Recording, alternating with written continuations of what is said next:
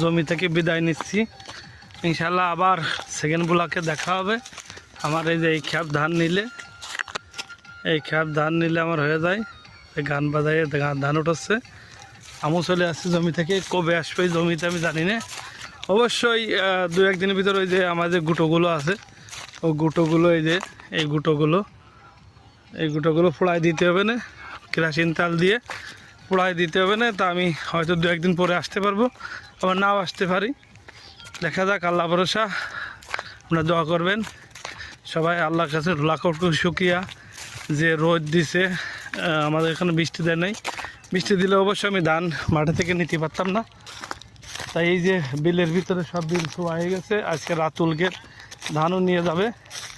এখানে আর কোনো ধান নাই বিলের ভিতরে, আমরাই পিছনে লাগাইছি, আবার পিছনেই ধান কেটে বাড়ি নিচ্ছি। তা ইনশাল্লাহ সামনের বছর আগে লাগানোর চিন্তা আমরা করেছি, তা আগেই লাগাবো যদি আল্লাহ পাক বাঁচায় রাখে। আর এরপরে যদি আল্লাহ পাক পানি দেয়, ভালোভাবে সুস্থ থাকি, তাহলে অবশ্যই খিরকুন ধান লাগানোর ইচ্ছা আছে। তারপর উপর আল্লাহ যা করে।